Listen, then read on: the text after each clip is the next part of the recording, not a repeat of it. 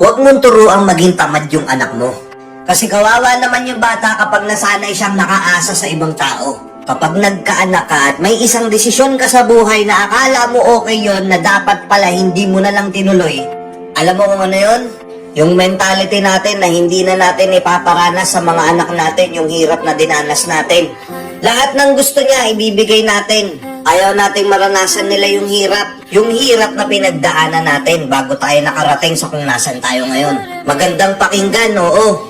Ayaw mong makaranas ng hirap yung anak mo. Pero mali yun. Tataka ka bakit ang daming lumalaking kabataan ngayon na paulit? Tataka ka ang daming lumalaking kabataan ngayon puro kayabangan lang pero hindi alam kung paano gumawa o paano magsikap. Tataka ka ang daming lumalaking mga kabataan ngayon puro flex, puro yabang na sanay na lang nang ini-spoiled sila. Pero paggalawin mo tamad utusan. Hindi gagalaw kapag hindi mo nabigay yung gusto. Kapag hindi mo naibigay yung gusto, masama yung loob sa'yo.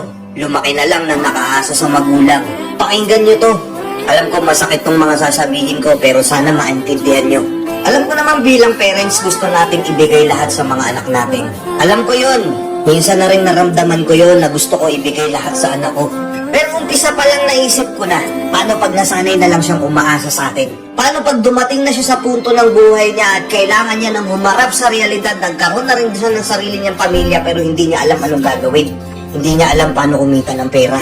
Hindi niya alam yung sakripisyo. Hindi niya alam yung pagod. Hindi niya alam yung hirap. Kasi tinuruan natin siyang makuha lahat ng gusto niya sa isang hiling niya lang. Sinanay natin siya na hindi natin ipaparanas sa kanya yung hirap.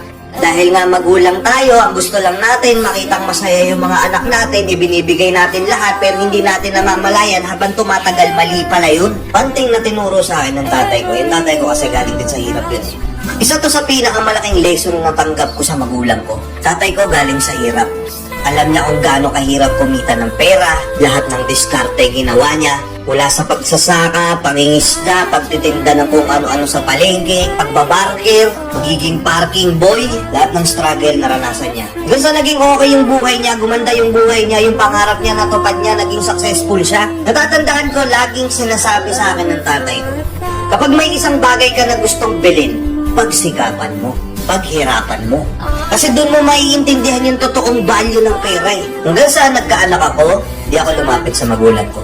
Lumapit lang ako sa kanila one time yung talagang hindi ko na kaya. Sabi sa akin ng tatay ko, gusot mo yan. Lalaki ka, ikaw pumlansya niyan. Nung una, sama ng loob ko, sabi ko, grabe, hindi ko man lang malapitan. Pero dahil dun sa sinabi niya na yun, natuto kong gumalaw mag-isa. Lahat sinubukan ko. Kahit gaano kaliit yung butas ng karayong pinasok ko, as long as malinis at marangal yung trabahong pinapasok ko.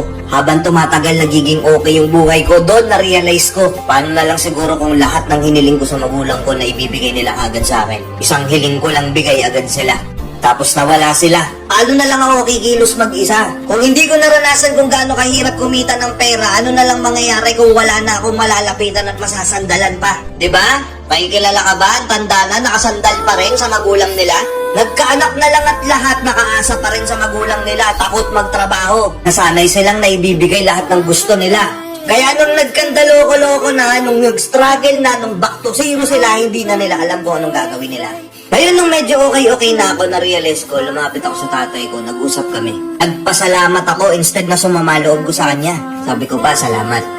Salamat kasi kung hindi nyo ako pinilit itulak tumayo sa sarili kong paa, baka hanggang ngayon ako nakadapa pa rin. Ang sarap sa pakiramdam. Na lahat ng nabili ko, lahat ng perang nahawakan ko, galing ngayon sa pinaghirapan ko. Hindi ko inasa sa ibang tao. Kaya kahit dumating yung punto na wala na ako halos malapitan, kaya kong tumayo sa sarili kong paa. Nakuha nyo? Yung iba dyan sasabihin, grabe ka naman, hindi paparanas mo rin sa anak mo na maghirap siya. Hindi naman. Gagabayan ko pa rin siya pero may limitasyon. Ibibigay ko yung pangangailangan niya. Kapag nagawa niya yung isang bagay na pinapagawa ko sa kanya, may reward pa rin siya. Pero hindi ko ibibigay yung isang bagay na gusto niya nang hindi niya pinaghihirapan. Yung hingi na lang ng hingi. Kasi hindi niya matututunang i-value yung isang bagay kung hindi niya pinaghirapan. Hindi niya papahalagahan yung isang bagay na binigay mo sa kanya kasi hindi niya alam kung ano yung hirap na pinagdaanan mo bago mo mabili o mabigay yung isang bagay na yun para sa kanya. Yung struggle at pagsubok sa buhay kasama yun, kailangan matutunan niya yun. Kasi kung hindi mo tinuturuan yung anak mong makaranas ng hirap, kung hindi mo tinuturuan makadaan sa pagsubok o makaahon sa hirap yung anak mo, isa lang tinuturo mo sa anak mo, tinuturuan mong maging tamad. Kuha. Ayun lang, medyo napakahaba na itong content na to. Pero sana nakaabot kayo dito sa dulo. At kung nakaabot ka dito sa dulo, congrats, may reward ka sa akin sa Pasko. Ah? Let's go and peace out.